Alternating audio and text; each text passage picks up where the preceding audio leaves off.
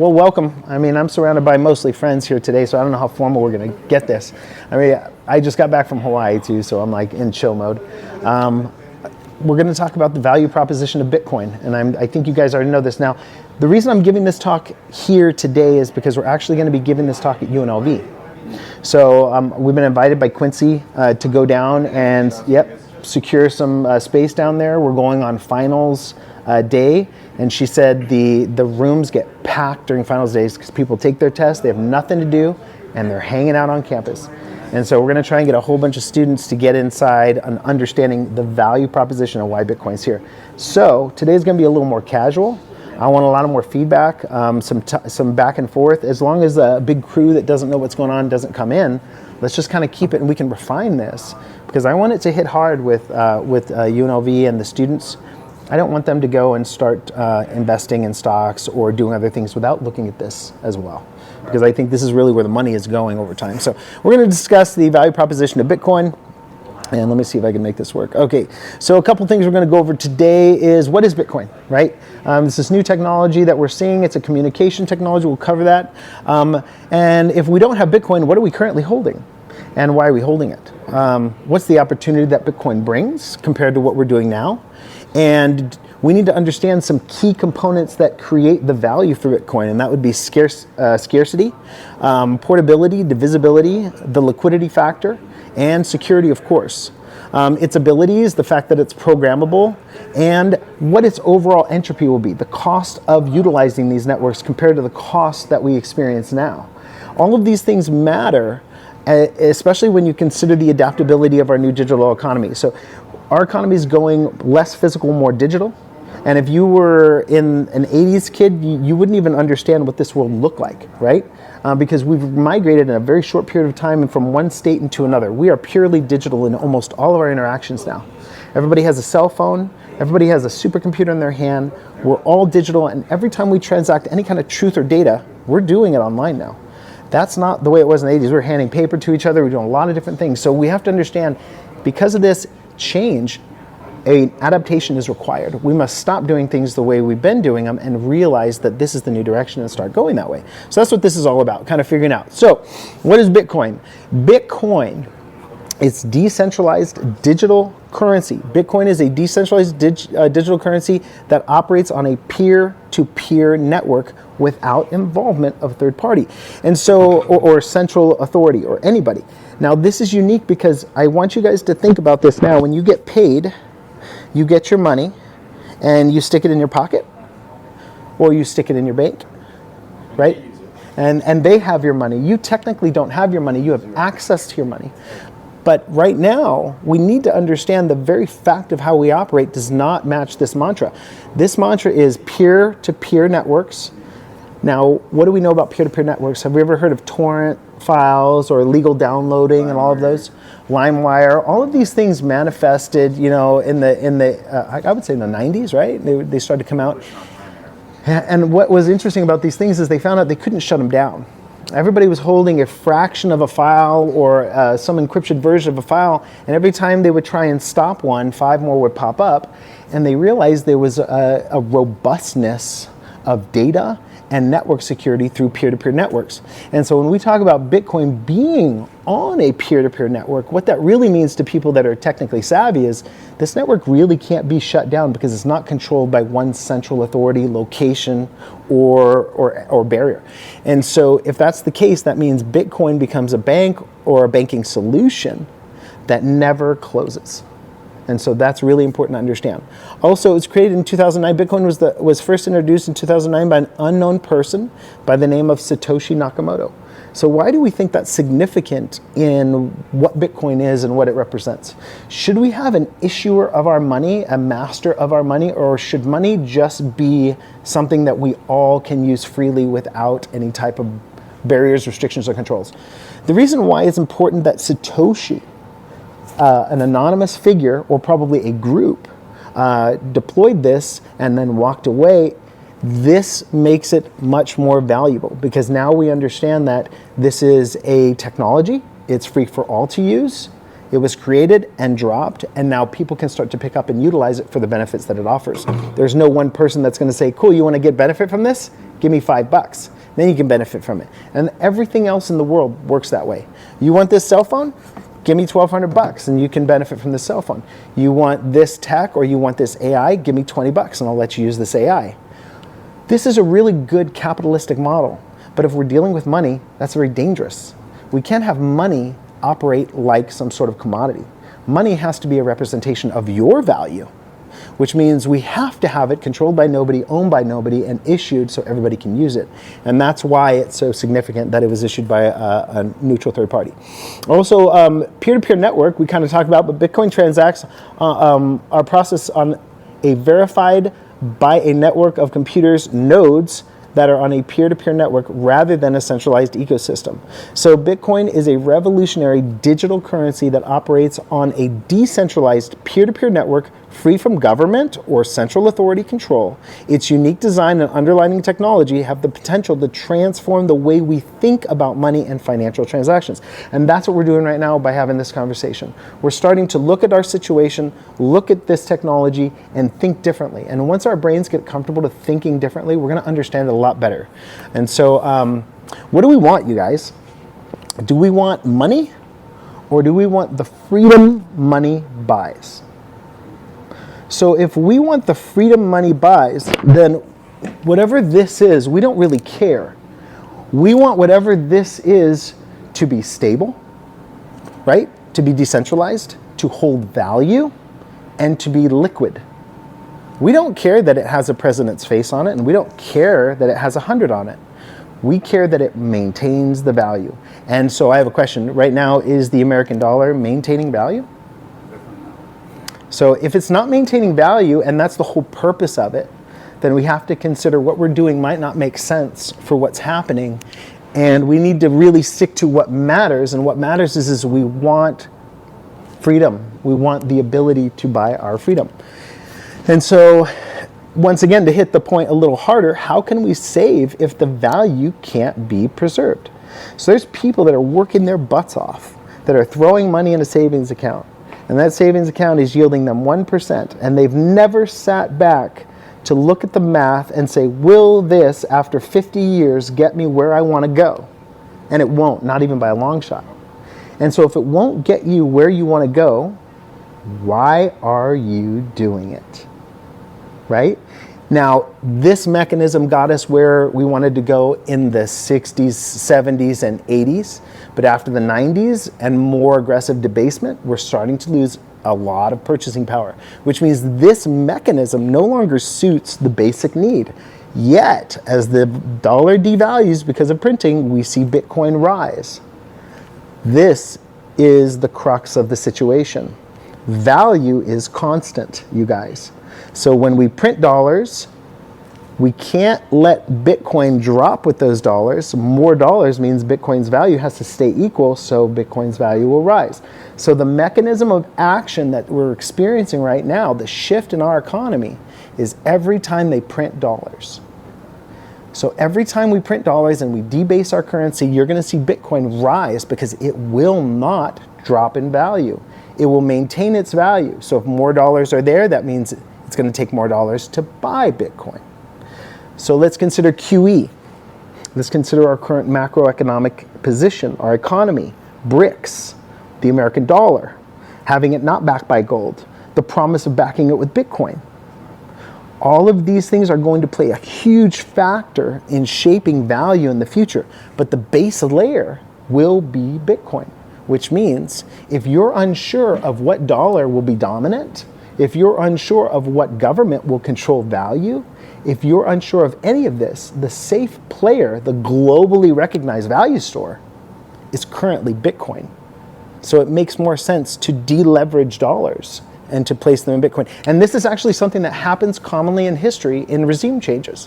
When unsurety occurs, people stop playing with soft assets and they move to what's called hard assets or harder assets. And when they move to those hard assets, we see them get rid of junk money, fiat. We see people go more to precious metals, silver, and gold. But the interesting thing is, can precious metals, silver, and gold work in this new digital economy? They can hold the value, but they don't transmit very well. They're hard to break up, and they're hard to disperse. So if that's going to happen, then Bitcoin looks like the better suited model for our future economy. So is this an opportunity or tragedy? Everybody's like, oh my God, the American dollar is going to crash, the world's going to end. And that's actually not true at all. We change currencies quite frequently. We do it every 150 years, but since we are entities that only live to be 100 plus, only certain generations actually witness this flux. Most people, or some people, will just live through one currency, and then maybe they die or they get old or they're too young during a transition, so they don't recognize it or see it.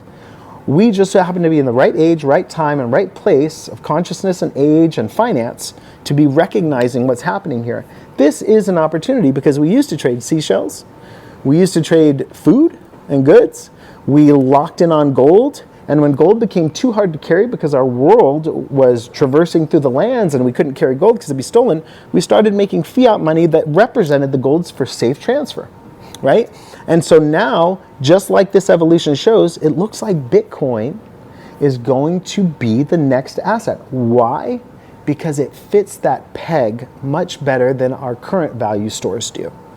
Gold, diamonds, gems, rubies, silver, all of this stuff stores value, yes, but it doesn't have the liquidity model, the digital confidence, and the global awareness that Bitcoin has. And so these are the things we want to consider. So if money is moving into a fixed supply asset, what does that mean? So the reason why I pose this question is because honest money does one thing. It just tells the truth of its total value. Now, fiat currencies are known to be manipulated through rates, right? If we can raise rates, what can we do to the people? We can motivate them not to spend. If we lower rates or make money free, we can create aggressive spending. And so if you can moderate the people's activity, you can actually moderate their spending. And by doing so, you can actually manipulate the currency. Well, when you can't manipulate the value prospect of the currency, anytime money goes in, price goes up. Anytime money goes out, price goes down. So people are not used to the manipulation of the value that we're currently seeing. But you guys, I hate to tell you this, the movement of Bitcoin, the up and down, is not a bug. It is a feature of honesty. It is showing you value has gone in, price went up, and now value is going out. And what's really neat about this mechanism that we're seeing, this pumping, moving mechanism, is we're watching industry observe, register, apply, purchase. Observe, vote, register, apply, purchase. And they're doing this within their corporations with the money that they have in their banks. They're holding value. They can't just run out like you and I and grab their phone and go buy Bitcoin. They have to submit a request. It has to go to the board. They have to vote. They have to research. And then they have to figure out how they're going to integrate. And that could take 2 to 3 years for a business to actually get into the blockchain space. So let's consider this. Blockchain's been around for 14 years. Businesses have completely neglected it because of the previous administration. It was a scam, labeled as a scam, period. But now our regime change is showing that Bitcoin is going to be used very keenly in our core government system for transacting value. So what will businesses do now? They're not going to turn away anymore. They're going to start that process of research, getting a vote to the board, figuring out how they're going to integrate it, and then purchasing it. And they're going to do this because there's a model out there that exists. It's a MicroStrategy's model. And they are proving to other companies that holding Bitcoin is far more valuable than doing just about anything else because the entire planet is migrating there. And so that's the interesting part. So yes. About the supply and demand, right? Like supply and demand, yes. Back to the good old right. conversation about supply and demand. If the supply is fixed, and the demand goes up, the price is going to go up. Prices go up. Now, the really interesting part is understanding the numbers that we're playing with here. We're looking at a global currency, okay, something that will store value. So how much value can migrate into this? You know, what do we do on a global scale with value? Well, I'll give you some numbers. $400 trillion globally is stored just in assets. Just in assets. We're talking cars, gold, rubies, all of these things. And all of these categories are going to slowly migrate and tokenize into blockchain, okay? Now, when that happens, you have to consider the math, okay? The current market is or 3.7 million, or 3.7 trillion, right? 3.7 trillion, and we're going to 400. 100x. Okay, so what is Bitcoin at right now? 100,000, yeah, around 100,000 a token, somewhere. 87, yeah, something like that. But it's at the 100K mark. So what happens when you 100x 100K? That's more than a million. 8 million. Right. So really what we're trying to understand is the value proposition of Bitcoin, why money is migrating to it, because it's honest, it's not government controlled, it's decentralized, why the value could continue to grow. The value will continue to grow because as older entities migrate their value into the blockchain, we will see the honest value go up. And so we know that it's going to happen. We know that it's going to be a very large amount. And we know that our whole global economy is going to do it. Not just the US, not just Nevada, the world. It's very hard for us to grasp onto this, guys. This phone is sold not worldwide. This phone gets around in a lot of places, but it's not worldwide. It's almost everywhere, but it's not. This money will be everywhere. And everybody will want to use it because they don't trust their government, or their government will seize it if they put it in another capital, or they just don't want them to know they have the money, right? So if you consider all of the barriers and protections that this offers, we're rich, you guys. We have all the protections we could ever want. In fact, talking about this for us is nonsense. We're talking about the rest of the world. We're talking about smaller global environments that have poor governments that don't protect their people. These are the ones that are going to migrate first. And guess how many people there are that are going to do this? In that group, that demographic group globally, it's 3 trillion people that are going to start to gravitate into this place before you guys even really consider it seriously. So there's a lot of growth potential, and that's what we want to do. This is predictable. There's a scarce supply. And when money moves in, we know the value is going to go up, and a lot of money is going to move in over the next 20 years. This is important. Yeah, FOMO, fear of missing out, right? So, and also one of the benefits is, like I said before, BTC can be moved anywhere in the world with just an internet connection. Let's say we wanted to send China $500 million in gold. What would that require? The shipping carts, the employees, the guards, the cost, the risk, the loss. All of these things disappear and are validated in minutes. This changes the game. And of course it's divisible, right? Everybody's like, oh, I can't afford a Bitcoin. It's $87,000, I can't afford a Bitcoin. Well, this is divisible into 100 million units each, so there's more than enough Bitcoin for us to go around. We can break it down to the Satoshi.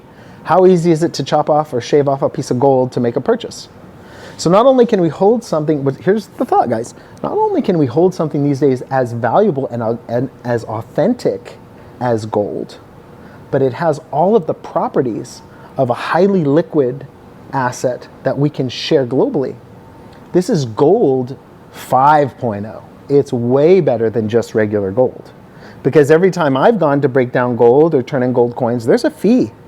And that jeweler will never give me pure market price. You get pure market price for your Bitcoin.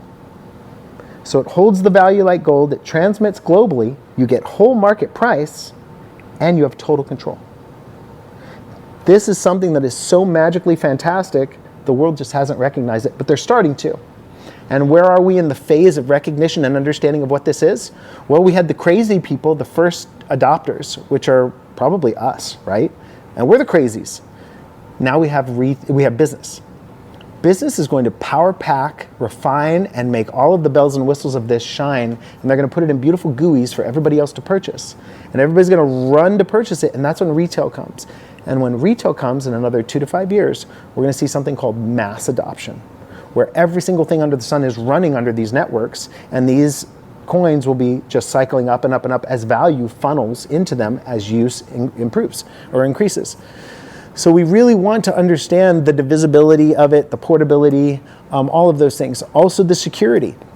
You guys, it is so important to understand that when you are buying Bitcoin, if you have it on Coinbase, you don't own Bitcoin.